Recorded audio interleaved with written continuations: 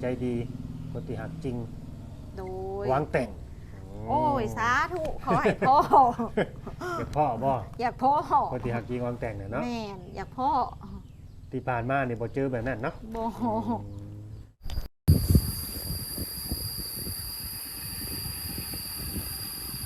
สบายดีสวัสดีพ่อแม่พี่น้อง FC ที่หักแรงเบิดทุกคนเบิดสมองสมบัตินะพี่น้องเด้อบ่ว่าสิเป็น FC ทางผู้เก่าและผู้ใหม่เด้อพี่น้องเด้อให้มีทางผู้สองลาวมาเพิ่มเก่าเพิ่มเติมคือมันนี่ครับพี่น้องเอาออกมาหาผู้สาวโสดคือเก่าเป็นครั้งแรกที่พาพี่น้องมารู้จักกันสาวโสดคนนี้เนาะเป็นครั้งแรกว่าเฮาก็บ่เคยสัมภาษณ์เพิ่นจังเทื่อเนาะมื้อนี้ก็ได้มีโอกาสไปซี่ได้มารู้จักกับเพิ่นเกิดว่าผู้ใดเข้ามาเบิ่งมาชมเนาะเกิดความแบบว่าสนุกสนใจอยากเว้าอยากคุยอยากรู้จักกับเพิ่นแลกเปลี่ยนความคิดความอ่านกันแลกเปลี่ยนนิสัยใจคอกันก็ทักมาหามีน้องข้อมูลการติดต่ออยู่ในหน้าจอเนาะทุกคลิปที่ลงไปที่ไปถ่ายคือเรื่องจริงชีวิตจริงบ่มีคอนเทนต์เนาะหลายคู่หลายคนก็เข้ามาคอมเมนต์ต่างๆนานาเนาะก็ห้ามก็บ่ได้บ่เฮาห้ามบ่ได้แล้วพอเฮาเปิดกันความคิดเห็นอยู่เนาะสิไปห้ามเขาคอมเมนต์บ่ได้เขาคิดเห็นบ่ได้แล้วแต่เขาสิคอมเมนต์ไปแต่เฮาบอกไว้ก่อนเลยคลิปที่เฮาไปมอบเงินให้ชาวลาว60 ล้านกีบ60 ปลายล้านเนี่ยหรือราวๆประมาณ100,000 บาทไทยเป็นเรื่องจริงเนาะบ่มีคอนเทนต์เป็นบ้าที่ไปเอาเงินเจ้าของไปมอบให้ผู้สาวแล้วมาถ่ายว่าเป็นคอนเทนต์ซื้อรถจักรมอไซค์ไปให้ผู้สาวเป็นคันราคา 92,100 บาทก็เรื่องจริงบ่มีคอนเทนต์เป็นบ้าเอาเงินมาแต่ใจลายวงลายปานนั้นไปเป็นคอนเทนต์คิดมาได้จังใดสมองคนเฮาเนาะจะเงินในใส่เงินบ่ได้หลายปานนั้นมันมีคอมเมนต์ว่ามอนี่สร้างเป็นคอนเทนต์จังซั่นจังซี่มาคิดมาได้จังใดอันนี้ก็ดีอันนี้คือว่าให้เข้าใจเด้อพี่น้องเด้อเนาะคือว่าให้เข้าใจและอีกอย่างนึงมันสิมี YouTube บางช่องเนาะมันออกไปเว้าหรือว่าหลายคนมันก็สิเว้าว่าบ่าวลาวหรือว่าแอดมินบางคนอาจจะไปเกี่ยวข้องหรือว่าไปโน้มน้าวให้นมสูงไว้หรือว่านมสวโอนเงินมาเด้อจังสั้นจังซี่ฝากเงินมาจิตใจน้องจิตใจน้องต้องเห็นแนวนี้แนวนั้นเด้อบ่มีเนาะสำหรับบ่าวลาวนี่บ่มีถ้าว่ามีFC เขาก็ต้องฮู้เพราะว่ามีคนมาหาบ่าวลาวหลายคนอยู่นะเนาะถ้าบ่เชื่อก็ทักไปถามเขาโลดเพราะเฮาบ่แม่นคนจังซั่นเนาะสิไปแบบสิไปแบบหลอกหัวหลอกหางกันสิไปเฮ็ดคอนเทนต์สร้างคอนเทนต์สิไปหลอกไอ้สาวลาวไปหลอกเมืองไทยแต่เมืองไทยมาหลอกสาวลาวบ่มีเนาะบ่ได้ไป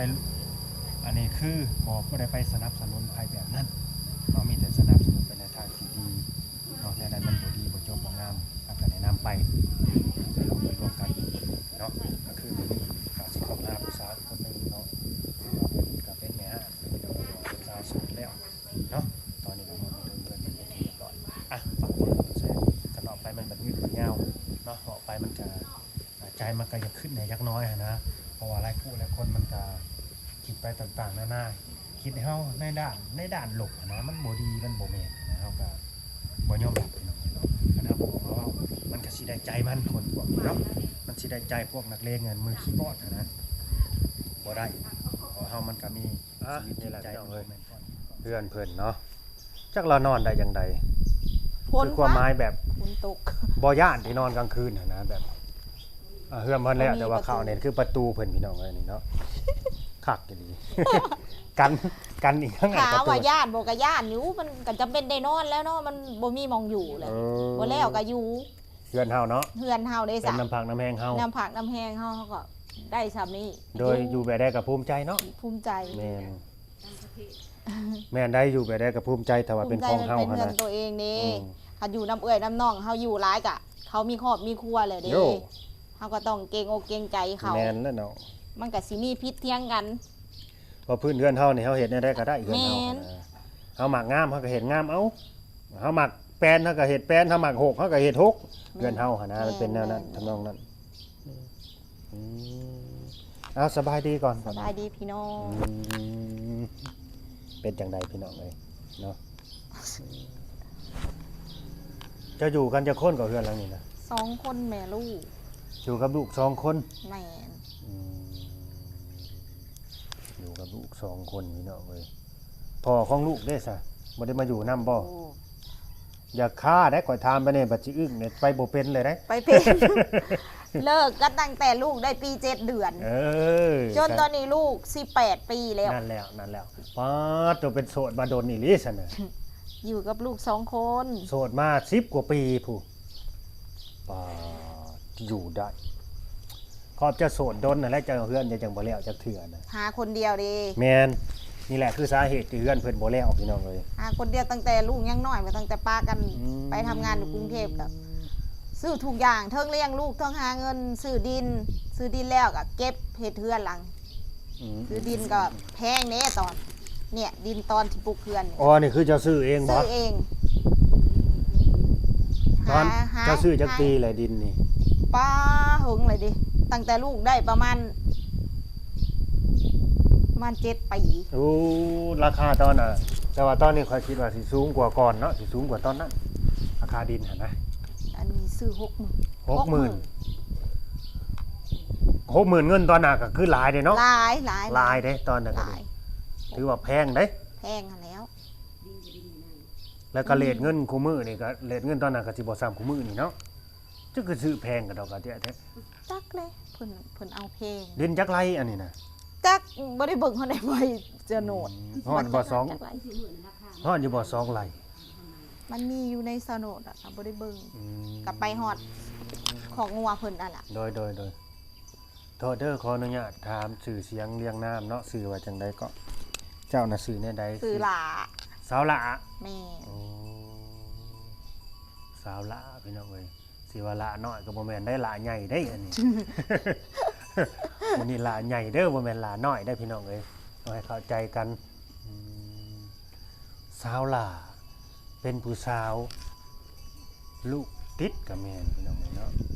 เป็นผู้สาวโสดลูกติดชีวิตเราก็ถามว่าดีบ่ก็บ่ดีปานใดอะไรเบิ่งทรงนี่เนาะ แม่ คือไฟนี่จะต่อมาแต่ไสนี่สาวละ ต่อมาแต่เสาไฟฟ้ามีหมออยู่ อย่าบอกเด้อว่าอาศัยเขาอีกไฟนี่หรือว่าต่อเขาเพื่อนเจ้าของแล้ว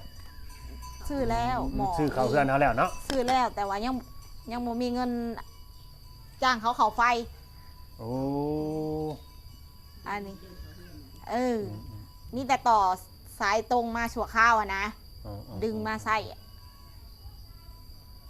สาลาปัจจุบันนั้นอยู่จักปีแหละขออนุญาตถามเด้อ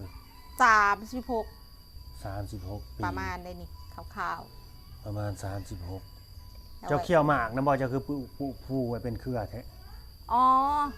อีแม่ แต่ก่อนเราเคี่ยวเราเลยปลูก กินข้าวกินน้ำกันยังมื้อนี้ 1 เฮ็ดรวม อ่าหนึ่งเฮ็ดอีหยังอ่ะน่ะ 1 เฮ็ดดินเฮ็ดฐานเฮ็ด พวกเฮ็ดละโงกแล้วนี่บ่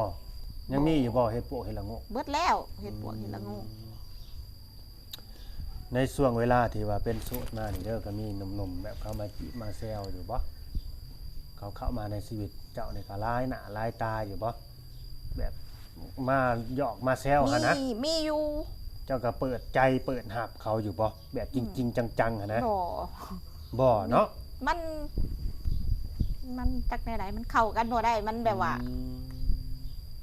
พอคุยไปแล้วมัน มันเห็นนิสัยกัน แม่น เห็นท่าแท้กัน ก็ เร็ เล วย โพด ก็เลยบ่ได้คุยบ่ได้ คิดว่ามันบ่แม่นแล้วแบบนี้เนาะ แม่น เออ ก็เลยอยู่ไปจักซี่แหล้ว ถ้าอยู่ไปกับลูกไปเนาะ แม่น อยู่กับลูกกับแม่ไปคือแม่เพิ่นก็เพิ่นอยู่น้ำนอกน้ำนงบ่แม่เจ้าน่ะ แม่นอยู่น้ำน้องแน่อยู่น้ำเอื้อยแน่แล้วอยู่ทุกเฮือนนั่นแหละแล้วก็ไปมาเฮือนนั่นเฮือนนี่ แล้วก็มานอนน้ำเจ้าอยู่บ่นี่ก็ดีบางที มาอยู่แรกๆอะมา เนาะคือว่าแหละเพิ่นมีลูกหลาย แต่ คนแล้วสิ แม่ ใช้ มี ก็ได้ ลูกหลายคนเพิ่นอยู่เฮือนนั่นเฮือนนี่แต่ที่รักๆก็อยู่เฮือนน้องพุ่นแหละ อืมผู้สาวโสดพี่น้องเอ้ยมื้อนี้เด้อสิถามเจ้าเด้อ จะพร้อมจักเปอร์เซ็นต์มื้อนี้นะอยากมีคนแบบว่ามาคุยมาลองแบบเปิดใจคุยกันลองเบิ่งนะผู้ที่อยากก้าวเดินไปข้างหน้ากับเจ้าอยากเฮ็ดอยากสร้างไปนำกันแบบนี้นะจะพร้อมจักเปอร์เซ็นต์เอา หลายอยู่พุ่นแล้วประมาณ90ประมาณ90 อยากได้ให้แล้วบ่อยากอยู่ผู้เดียวแหละเนาะ โดย อยากมีผู้มาเป็นเสาหลักในครอบครัวนี่ล่ะพานำพาเฮ็ด พาเฮ็ดพาสร้างพาหานี่เลยเนาะ แม่น นี่แหละนี่คือภาระเจ้าในเฮือนซ่าน เพราะหลานและเพื่อนก็ยังบ่แล้ว ห้องน้ำมีแล้วบ่นี่ บ่มี อ้าว บ่มีหยังจักอย่างแม้แต่ตู้เย็นสิอันใส่น้ำกินยังบ่มีตอน ตู้เย็นก็บ่มี บ่มี พัดลมเป่ามีอยู่บ่นี่ พัดลมมีพัดลมน้อยอยู่อันเดียวอะอยู่ใน เออ ไอ้ลูก แม่ฮอดบ่ได้ผัดซับ มีพัดลมน้อยแม่เฮาบ่ได้ผัดเราเป็นคนแบบบ่กล้าสู้หน้าเฮาได้เด้อสาวละนี่เบิ่งแล้วจะเลี้ยวเบิ่งกล้องให้เบิ่งดูฮะจะลองเลี้ยวเบิ่งกล้องจังหน่อย FC สิว่าค่อยบ่าวลาวสาวละนี่เราตาเราเป็นจังไดบัดสิว่าแล้วก็บ่เลี้ยวเบิ่งกล้องตา ยังคืน แล้วยังเคนพี่น้องเอ้ยตาเราเหล่บ่บัด บ่ สิ เค ว่าย ออกกล้องเนาะ FC ว่าตาเราเหล่เราคือเป๋ไปข้างหนึงแต่บ่าวลาวบ่พี่น้องเอ้ยเพิ่นบ่เคยซบหน้าซบตา บ่เคยออกกล้องบ่เคยเนี่ย บ่เคยเรามั่นใจ 90% บ่ได้พี่น้องเอ้ย อยากได้แหละคันมี พอพืชเนาะ แม่นคัน คัน มีผู้ แม่น ที่เขาจริงใจกับเฮาอีหลีหั้นนะผู้สิหวังมาอยู่มาเฮ็ดมาสร้าง โอ้ต้องหวังผมมาอยู่มาเฮ็ดมาสร้างได้พี่น้องเอ้ยคือแบบโตเจ้านี่สิไปอยู่นํเขาได้บ่ค่อยถามแบบนี้ซะ อือ แบบเฮาไปอยู่กับเขานี่นะไปอยู่ อยู่กับเขา แม่นไปอยู่บ้านเขาเมืองเขาเนี่ยจะสิไปได้อยู่บ่ มันก็ได้ นอก มั จาก ก็ คน ต้องคุยกันก่อน นอกจากคนที่แบบว่า เราต้องคุยกันแบบเหตุผลจังใดอีหยัง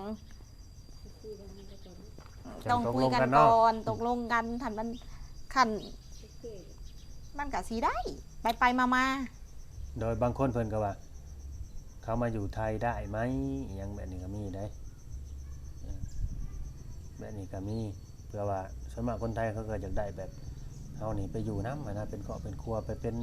แม่บ้านแม่เฮือนให้เขาหั่นแหละส่วนมากสิเป็นจังซั่นนะแต่ก็ไปได้เนาะ ได้อยู่ ไปมาๆเนาะ ไปมา อืม ทางนี้ก็เฮือนทางนี้ก็ลูก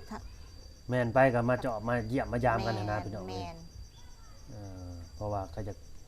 คนเฮาแบบออกไปจากบ้านรายเดือนรายปีเนี่ยนี่มันก็ต้องอยากวนก็มาเบิ่งหั้นนะหรือว่าคือจะมาแบบนี้ก็ต้องมาจอบลูกจอบแม่แบบนี้นะเนาะ แม่น มันต้องเป็นแนวนั้น ไปมาได้ อันเด้อคู่มื้อนี่ไปหาเงินหาค่ำได้ซะเฮ็ดเวียกเฮ็ดงานเนี่ยได้ กลับมาอยู่บ้านนี้ แม่น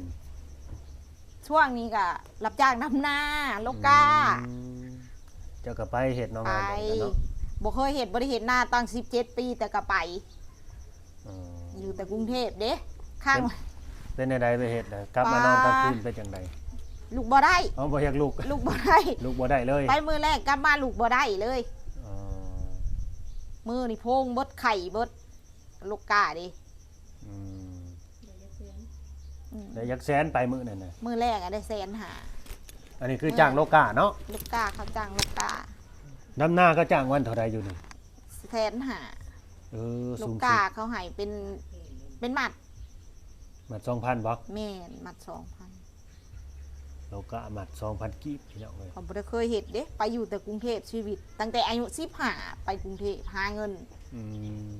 เลี้ยงลูกแล้วก็นี่ล่ะ แล้วโดยอันนี้คือความสุซนความสุชีวิตของเราเนาะ สู่ ของ คน ชาว เดียว ลาว บ่มีผู้ใดมาแบบว่า ตั้งแต่เลิกกับพ่อของลูกอะนะหาผู้เดียวมาตลอดอะ โทษเด้อเฮือนหลังนี้เจ้าหาเงินมาจากปีสาวลาเจ้าจังได้สำ โอ้ นี้ เหมือน10 ปี 10 ปี ประมา เบิ่ ณ งเอาได้พี่น้องเอ้ย 10 ปี 10 ปี ต้อง เล เลี้ ย ยง นะจั ลู ง ก ได้ นำเด้ แม่น เพราะว่าตั้งแต่ลูกปี7 เดือนก็หาเลี้ยงลูกนำตอนแรกมันบ่ได้หรอกมีแต่ส่งให้แม่กินกับเลี้ยงลูก แม่นๆบ่ได้เป็น ช่วงแรก บ่ได้เก็บเนาะ บ่ได้เก็บ มี บ่ได้เก็บ เฮือน10 ปีนี่ก็รวมทั้งเราซื้อดินซื้อดอนนำหั่นแหละพี่น้องเอ้ยบ่ได้เฮ็ดแต่เฮือนดอก เพราะว่า ส่งแม่ส่งลูกเด้แรก เพราะว่านี่คือสิจ้างเบิดนั่นแหละเนาะ ๆจ้างทุกอย่างแล้วเพราะว่า ทุกอย่าง เฮาบ่มีเสาหลักคือว่าแหละ แ แม่น หยิบหยังจับหยังใส่ก็คือต้องจ้าง เป็นเงินโลด เป็นเงิน โมจังเฮ็ด มันก็เลย เนาะ เบิดหลาย เลยเบิดหลายพี่น้องเอ้ยอันนี้ก็คือถือว่าเพื่อนเราเนี่ยก็สิแบบว่าดำเนินมาได้ว่า60% 70%ประมาณ 70%พุ่นแหละพี่น้องเอ้ยถือว่าแล้วตัวคักก็บ่แล้วได้เพราะว่าต้องใส่หน้าต่าง แม่น ต้องปูกะโหลยได้เฮือนเดี๋ยวนี้เพิ่นเตรียมสิปูกะโหลแล้วเบิ่งเพิ่นเทพื้นแบบนี้ แม่นอนาคต แม่นทาสี คันอนาคตคันมี คันห้องจักห้องนอนนี่คันแล้วบ่ สอง อืม ให้ลูก ลูกห้องหนึงแม่ห้องหนึง แม่น อ๋อ แต่บ่ได้นอนดอก ไป อุ้ย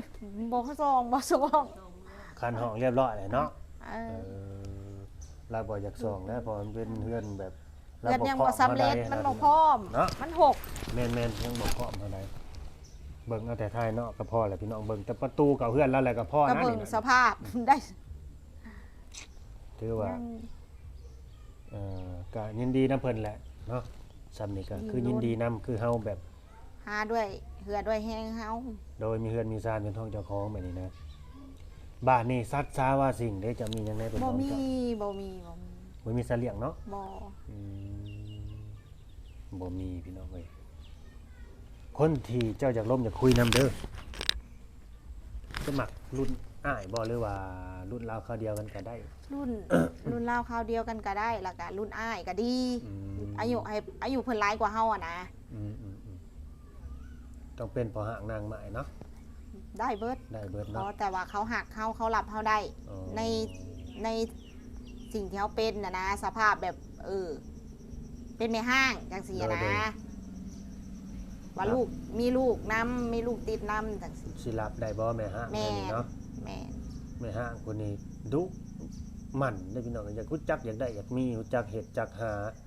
จักเฮ็ดจักสร้างได้บ่แม่นสิแม่ห้างนอนเพลนบ่ตื่นได้แม่ห้างคนนี้ได้ กันแม่ห้างนอนเพลนบ่ตื่นกับบ่าวลาวก็บ่ไปสัมภาษณ์กันได้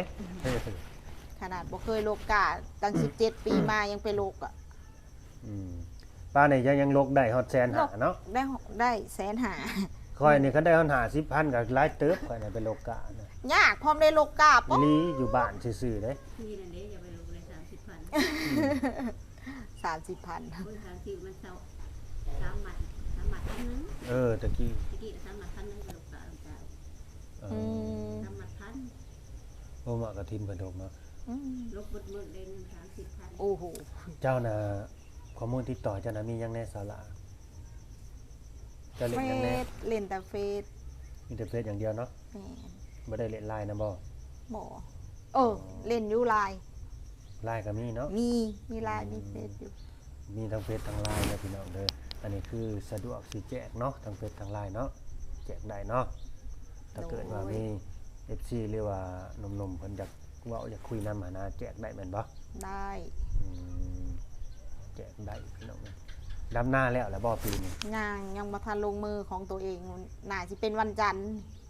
กะยาวแล้วบ่ ยาวแล้ว อืม วันจันทร์นี่ว่าสิโลกา โอ้สิโลกะบ่ได้จ้างคนบ่โลกะนี่ โอ้ดำเอง ดำเองโลกเอง ทำเองลูกเองเฮ็ดกับน้องสาวอ่ะล่ะ คิดว่าจังมื้อสิแล้วนี่ หน้าร้ายอยู่บ่ บ่ร้ายบ่ร้ายนะ อืม หน่อย คันว่าจ้างคนนี่มื้อหนึงแล้วบ่สมมุติ ๆแล้วอยู่คันจ้าง กันจ้างนี่แล้วเนาะ แล้วมึง อืมน่าเป็นบ่หลาย บ่ร้ายแม่แบ่งให้ผู้ละนิดผู้ละหน่อยเนี่ยหน้าบ่ร้ายนี่นะ แต่ว่ากุ้มอยู่กุ้มกินดีกัน บ่ เฮ็ด กุ้ม น่ะเฮ็ด ขา ก็บ่ บ่ กุ้ กุ้ ม มบ่กุ้ม ได้ผู้ละประมาณ10กว่าให้นี่มั้ง อืม ได้จักสองเวลาเป็นข้าวเป็นข้าวก็สิตกอยู่ผู้ละจักสิฮอด10 สอบหรือบอกกับบ่จักเป็นข้าวเปลือก โอ้ย น้อยๆนึง 12 แม่เราบ่มีหลายเด้จ้ะ มื้อเดียวนั่นแหละ อืม หน้าบ่ร้ายแล้วก็แต่ก็อยากแบ่งให้ลูกให้มันคู่คนเราอะ แม่ หน่อยบ่ร้ายก็ต้องแบ่งให้มันสำกันเพิ่นว่า อืม เฮ็ดเอาได้ร้ายได้หน่อยอะ พวกเราแบ่งไว้เนาะ เป็นผู้บ่าว เป็นคนที่มีอายุหลายกว่าเด้อพี่น้องเด้อสิทางมาจิมาคุยกันดิเนาะ ว่าจำกัดอายุบ่นั่นนี่ก็70 80จะก็สิคุยได้บ่สาระ ได้ ได้ ได้ คุยซื่อๆเนาะก็เพิ่นเอาได้ก็เอาเนาะ อืม ก็ ได้ เพิ่น ได้คันเพิ่นจริงใจ จริงใจแล้ว จริง เพิ่น ใจต่อเฮาอ่ะได้ เพิ่นมากุมาหุ้มเนาะ แม่น แบบนี้นะเจ้าบ่มีอะนะพ่อไม่เท่าแล้วบ่มีสะดุ้งสวิงบ่แล้วมีสวิงอยู่บ่ บ่มีบ่สะดุ้งกับสะดุ้งขาด อืม ไปตุสวิงก็บ่มีบ่เราบ่ได้มาทางนี้เรามาทางถนนใหญ่ แม่นถ้ามาทางนี้บ่เขามีห้วยบ่ทางนี้บ่ มีหัวเด้จำได้บ่ โอ้เห็นแล้วอ๋อที่ว่าเขาเอิ้นว่าหยังก็ดงกระเตี่ยวบ่ บ่ หรือหยัง บ่ถนนสูง โอ้ ทำนุ่นชูแก้งไข่ อ๋อแกงไข่ แก้งไข่ บ่ได้มาทางนี้เนาะพี่น้อง แก้ เอ้ ง ย แก้ง ก็ นุ่นเรียนไปตึกป่าน บ่ายโมงไปเท่าห้างบ่ายโมงยังทันอยู่ดอกยังเวลาหลายอยู่จะไปตึกปลาฮะตามเจ้าสิเอาเลยแหละ ในร้านพาไปอยู่ พี่น้องเอ้ยเนาะถ้าเกิดผู้ใดเข้ามาเบิ่งมาส้มเนาะบ่ติข้าวเปลือกบ่เลือกข้าวสารนั่นแหละบ่ติว่าเพิ่นทุกข์เพิ่นยากเพิ่นลำบากอยากเจอคนที่ว่าจริงจังจริงใจนี่แหละแนะนำให้เด้อพี่น้องเอ้ยเนาะสาวละคนนี่แหละผู้สาวลูกติดนี่แหละคิดว่าเพิ่นน่าสิมีความจริงจังจริงใจกับหนุ่มๆอยู่หั้นนะสำหรับผู้หญิงคนนี้หั้นนะพอเราก็คือตอนนี้เราโสดสนิทเลยแม่นบ่โสด แม่น สนิทเนาะ แม่นหลายปีแล้ว10 กว่าปี 10 กว่าปี แล้วก็อยู่มาได้เนาะพี่น้องเนาะคนเฮานี่แบบสงสัยแล้วก็สิเคยแบบผิดหวังมาบ่จักและเคยเจ็บมานะก็เลยแบบบ่อยากล้มอยากคุยไผบ่จัก แม่น คิดว่าเขาสิจริงจังจริงใจแล้วมันก็ง่ายๆซะเจ้าบ่เจอคนที่เขาดีพอเนาะ แม่น คิด ก็เลย ว่า บ่อยากคุยกับไผอะนะ อืม คุยกับย่านเป็นแบบที่ผ่านมา พอเขาฮู้ว่าเฮาบ่มีหรือว่าเฮาเป็นแนวนี้แล้วเขาก็ตีโตออกแนวนี้เนาะ แม่น พี่น้องก็บ่มีหยังหลายเด้อสำหรับคลิปนี้เนาะก็คือเฮาว่าแหละเป็นกำลังใจให้เพิ่นขอให้เพิ่นสมหักสมหวังอะไรได้เจอแต่คนดีแหละก็คนจริงจังจริงใจเนาะสำหรับหนุ่มที่สิมาจิมาคุยสิมาดำนาสวยเพิ่นก็ได้เด้อวันจันทร์นี่เป็นสิ แม่นวันจันทร์เริ่มโลกา เริ่มโลกาแล้วว่าซั่น ดำนากันยังอาศัยน้องเด้ อาศัยเขาคาด อาศัยเขาคาดเขาไทยให้ ดี ดี เฮาบ่มีรถเนาะ รถเฮาก็บ่รถก็บ่มีหยังก็บ่มีจักอย่างก็คืออาศัยบ่มีคนมาเป็นเสาหลักแล้วก็คือต้องพึ่งน้องอะแล้ว ขอบคุณค่ะอาศัย นี่แหละปัญหาที่ว่าอยากมีผู้มาอันนี้อะมาเป็นเสาหลักในครอบครัว พาเฮ็ดพาสร้าง พาเฮ็ดพาสร้าง พาเสาะพาหา แม่น บางคนเขามาเขาก็บ่อยากเฮ็ดให้เฮ็ดหน้าได้เขาพาเฮ็ดอย่างอื่นได้เฮ็ดธุรกิจอย่างอื่นพุ่นแหละหาเงินอ ก็ ย่าง ได้ อื่นพุ่นแหละ ขอแต่ว่ามาเป็นเสาหลักอะนะ โดยอันนี้ว่าตรงๆเด้อสมัยคู่มือนี่มันยากได้คนแบบว่าเขายังสิอยากเฮ็ดให้เฮ็ดหน้าได้มันอยากเปลี่ยนไปตามยุคตามสมัยมันเลยเขามีแต่อยากซื้อกินเขานะก็ดิ เฮ็ดอย่างอื่นก็ได้บ่เฮ็ดให้เฮ็ดหน้าอะหน้ามันก็น้อยๆหนึงเนาะ10กว่าให้หนึงเฮ็ดก็บ่ฮอด10ศอก โดยเฮ็ดพอดีคันใหม่คันมือซื่อๆนั่นแล้วแหละพี่น้องเอ้ย บ่ฮอด10ศอก ก็บ่ฮอด10ศอกว่าซั่น บ่ฮอด พี่น้องก็ตามเลยเนาะก็ถ้าเบิ่งถ้าชมเนาะถ้าเกิดผู้ใดเข้าก็มาเบิ่งเนาะอยากเว้าอยากคุยก็ติดต่อมาคือเฮาว่าแหละก็ยินดีที่จะให้ทางเฟซทาง LINE เด้อพี่น้องเด้อเนาะสุดท้ายก็บ่มีหยังหลายเพิ่นอยู่ดีมีแรงสุขภาพเข้มแข็งเด้อขอให้เจอแต่หนุ่มใหญ่ๆใจสปอร์ตหนุ่มใหญ่ใจดีคนที่หักจริง โดย หวังแต่ง โอ้ยสาธุขอให้พ่อ อยากพ่อบ่ อยากพ่อ คนที่หักจริงหวังแต่งน่ะเนาะ แม่นอยากพ่อ ที่ผ่านมานี่บ่เจอแบบนั้นเนาะ บ่ บ่มีคนมาเว้าแบบโอ้ยขอหักจริงหวังแต่งเด้อจังซั่น บ่ สิบ่มีเนาะ บ่มี บ บ่มีแล้วว่ะพี่น้องเอ้ยโอเคโอเคสบายดี สบายดี เด้อ